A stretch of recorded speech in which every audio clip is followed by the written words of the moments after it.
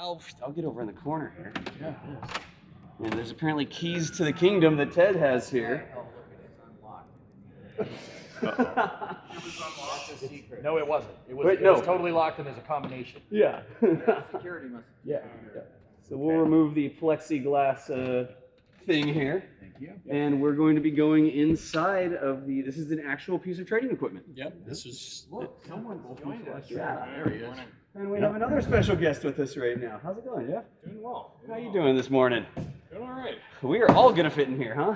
Yeah. So normally tour groups, we model tour groups around a shuttle crew. So it's typically I think six visitors with a tour guide acting as kind of the commander. So Nice. yeah. All right. So we got 1, 2, 3, 4, 5, 6. Hey, we're short one. Okay. All right. And it is sort of cramped in there. And We gotta again, put on the have booties? not- Oh wait. Yes. Everyone needs all right. on the booty. Okay. Yeah. So you are stepping inside an historic artifact. Right. So everyone does need to get booted up because our goal is to allow folks who come through here 100 years from now to have access, but also be able to experience the shuttle trainer Right. as close to how it is now. And I guess I should inside be there is a lot of NASA hardware that is not necessarily being made anymore. Yep, so yep.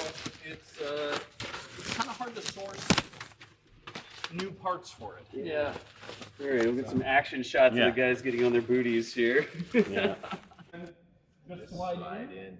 There is the All right. emergency escape slide is right down here, so try not to kick that too hard. There is a yellow colored handle that you can grab onto up above the doorway to help pull yourself in. Cool. So, All right. Is that red light on? Yeah, okay, good. All right, so chat, one more time. We've not been inside of this before, so if we drop signal or something, that's expected, but we are recording locally. So we're going to go ahead and get this thing going. All right.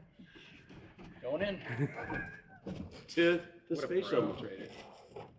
Looks like he's meant to do that. Go ahead. Wow. I'll be last. Yep. All right, Scott?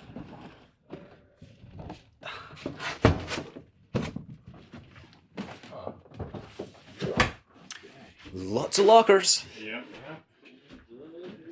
Space Camp. Velcro all over the walls. And a panel. And the Velcro thing, the trainer actually came with giant binders of Velcro maps. So we've got like 4 2 or 3 inch binders that are just up close photos of where all of the Velcro is supposed to be placed inside the trainer. Is that all the blue pieces are like special space shuttle Velcro? So it's all color coded. Yeah? The blue is all the standard, every mission stayed the same Velcro for affixing whatever. And then you'll see some yellow pieces. Those were astronaut special request Velcro. So if someone wants their shaving mirror stuck onto a locker, that's where that would go. And then there is white Velcro in a couple of places, and that would be like customer Velcro. So for whatever the mission was, if if they're deploying a satellite, if the company that would be operating the satellite or things like that wanted to have a camera mounted somewhere in order to monitor things, or if they're running a mid-deck experiment and they want to have something set up to monitor, they put down a piece of white Velcro. So that way when they're resetting the shuttle after a mission, they know, okay, pop off all the yellow Velcro, pop off the white Velcro, and then reset for the next mission. So we're not in a specific mission configuration here. When the shuttle trainer came up to us, it was actually shipped in pieces aboard the Super Guppy, and they had actually taken a lot of the interior components out of the trainer. So actually one of my early tasks in the shuttle gallery was figuring out how to put all this stuff back in. It was never made to be taken apart. Yeah. So the lockers and things are in just sort of a general spec configuration, but not matched to any particular mission. Though that is one of our goals down the line. We really want to try to get as close as possible to perhaps STS-135 or another sort of mission that is known significant configuration for this vehicle. Yeah, so. Gotcha. So everything in here right now, is this all storage? Like, where are we? So we're in the mid-deck. This is basically the living quarters for a shuttle crew on their mission. So if you can imagine spending 2 weeks with 6 other individuals and no shower. That's the life of a shuttle astronaut. And compared to earlier missions, it was downright luxurious. I think Skylab had probably one of the sweeter deals in terms of living space. But At least they had a toilet. right, yeah. And a shower. Yeah, and a shower. And a shower. Yeah, so this is the mid deck. This is where most of the eating, sleeping, a lot of the indoor experiments would exercising, all that kind of day-to-day life stuff would to scientific experiments and the like. Right. Snacks. The pantry. So the pantry up there. So. Yeah. Kerbal appropriate. That was the snack container. That was not scheduled food. That was the extra reserve and like as wanted snack items. So literally the snack containers. Yep. And then we've got a couple of sleeping bags rigged up over here on the wall, just representative generally, unless they had something that needed 24-hour monitoring. Crews would act on the same shift, so they'd all sleep together. So all right, I got some things like guys. I don't have to be the only one talking. This thing up here looks like an old-fashioned speaking tube. What they're like, Helm to 108, and that like. So this is the part of the air circulation system here because. With no natural convection in microgravity, you needed to have constant circulation of the air. Otherwise, you wind up with headaches. Interesting bit of trivia: the register at the base of the air circulation system is actually a part from a Toyota Corona. What? What? Yeah. Acronym the FFT, but we refer to it for the general public often as just the Space Shuttle trainer. The Space Shuttle trainer, right. And with us we have from the museum, everybody introduce yourself. I'm Jeff Nunn. I'm the adjunct curator for space history here at the museum. Excellent. Ben News Barrett, I'm a nerd. I'm a nerd. I'm a streamer. EJ, also a nerd. I'm Ted, the PR guy. The PR guy, nice. I'm Scott Manley. Excellent, cool. And then what about you? Oh, well, I'm Das. I'm just the guy that has a camera strapped to me right now. So we are on a virtual field trip with Vectors. And again, massive thanks to the museum for allowing us to come here and share this with everybody. So, all right, brief interruption. Sorry, there are a bunch of people asking, like, who are all these people? So gotcha. now you know. Like that? I mean, yeah, you're good. You're still clear. Watch your pocket on the right. Oh, there's a handle right there. Yep. So much easier in space. Yeah. Wow. So I'm told. Das, you're good. You're clear. All right, cool. Thank you, guys. All right. Okay. It is definitely tighter up here. Let's get EJ doing this. I was waiting for that. All right. Okay, EJ. Look at those awesome booties. They really bring out your legs. Oh, thank you. All right, so All one about more. fashion here. Okay, you want to go? We get one more up here. Sure. Astronauts always get. Like that. Yeah. Um, Oh yeah, and you have the cup or whatever. There we go. Those yeah, are all- everyone gets has their their own own. color. Yep. So if you want to put your hankies or whatever Yep. in there, your wipes. Shuttle during launch. Um, It has a gear shift, of course. Right? Hold down. The hold downs. Yeah. Yep. Oh, and they have some Huggies wipes here. Yeah, that's pretty much how you take a shower and clean up. One of the astronauts, I forget who it was, he told a very engrossing, especially heavily on the gross part of using this in space. And he said it would take a long time, mostly because you're cleaning up. Yeah. He would strip down naked if he wants to use the toilet. And this was pretty common because you're never going to have a perfect seal. Yeah. I mean, that's what it's all about, is getting a seal so nothing comes floating up. But he said that just doesn't happen in reality. So when you're done with your business, you're toweling yourself off, you're toweling off We get controls all in of the ceiling. the walls around here. Yeah. Yeah, the one I tell is about the Apollo bags. Those are from obviously pre-space shuttle. So you've got These are very similar unique. to an aircraft, with I'm gonna get some more close-ups on this. The stick that is in front of the So seat that's is just more like rolled all down. how they would diagnose You've got this the whole rudder pedal, system. and then Yeah. that square knob off to the left there is the translational controller. So that's Yeah, the let's side do to it side, from here. up and down, That's a good perspective. Yeah. So, Looking straight down where the business goes. And then when you're in orbit, and these would handle both the Wait, shot this one? Both of them. Or this one? Well, I mean, all right. Hey, whoa. It's the phone.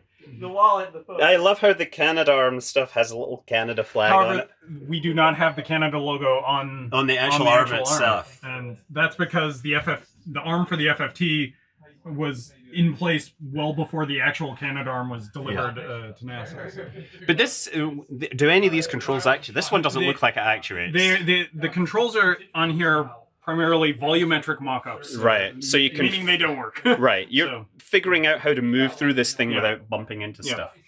They did have a fully functional closed-circuit TV system, fully functional payload bay lighting system. So they do a lot of training for how to properly light payload operations and where to position the cameras while they were up here. And then they had fully functional oxygen and comm systems because they did suited trainings. Right. On here. So you gotta know how all that. Okay. Yeah. You obviously don't want to step there. Yeah. I like how it says no step. Well, we added that because but in real life, that was just a hole. Yeah. And there's your video processing. I see. So this is like a whole bunch of. What are these? You're popping in bits or something on that panel there. Now I gotta know what that panel is. It just looks like it's a bunch of lights that you'd be getting. Dust blinking lights. Very important. Yeah. Where's the toilet go? And there's Where's the avionics bay go? Encryptor Zero Eyes. Is this for the slow scan video downlink they would have in the classified missions? So this the aft camera or aft computer system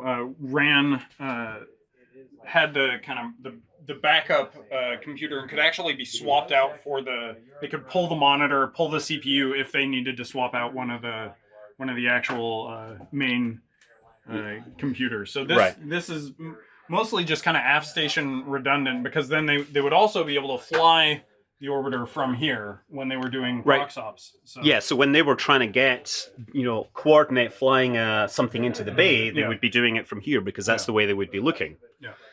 And when they were docking with ISS, they'd be looking up through here and pulling all this stuff. Yeah, so we do have our ISS docking collar. Oh yes, so it is. That's our payload bay is very much a hybrid.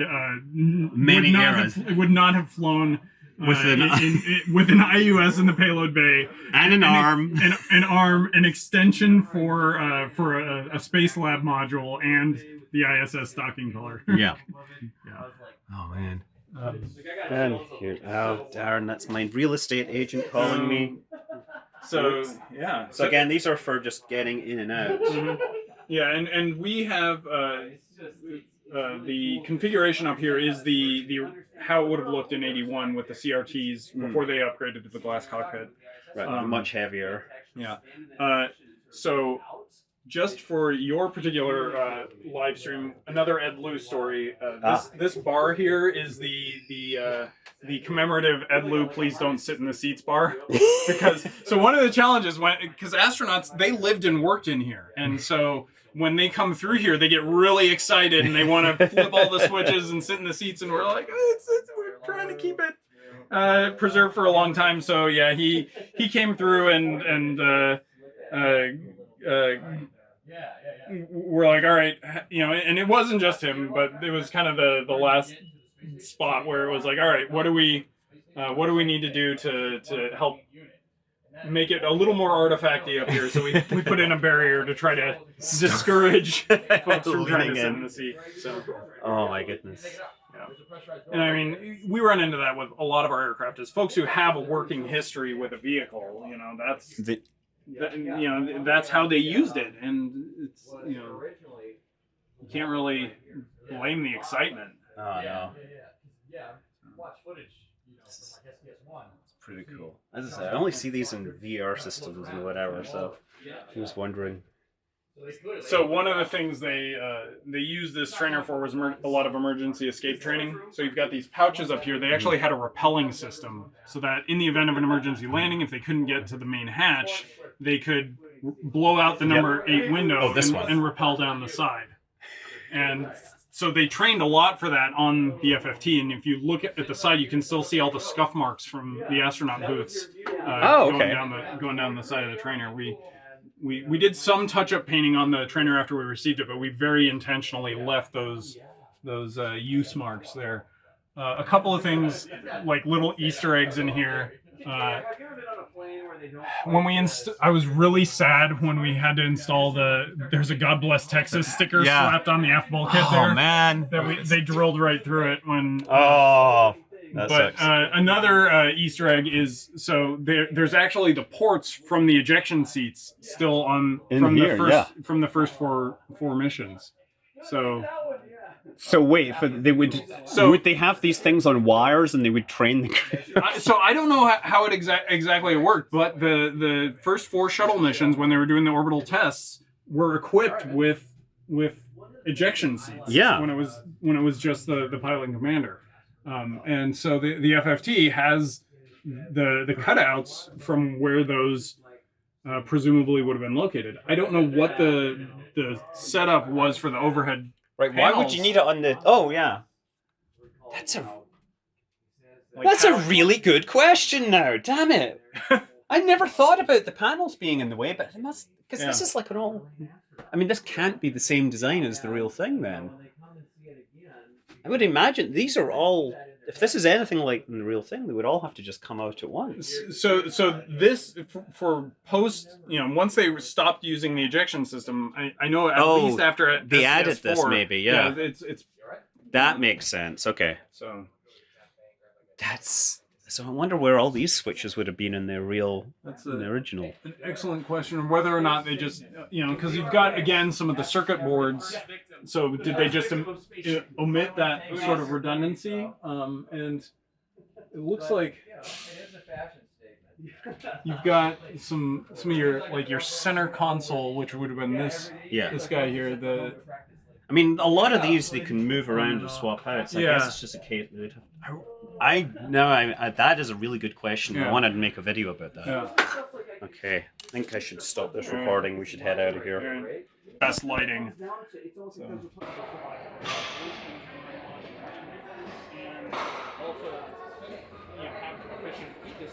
Yeah. So for the back in the Apollo days, you just got tungsten forward. And so if they're rattling around during launch,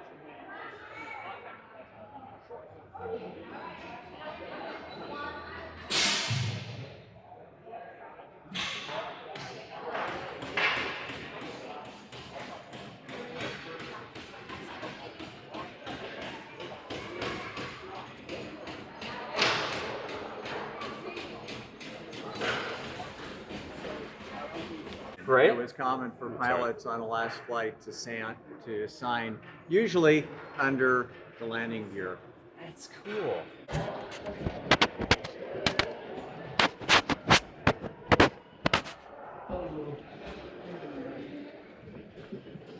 I knew I'd find you guys here. Oh, the inertial upper stage. Yes. Yeah. There we go. Back there. Yeah, look at the person.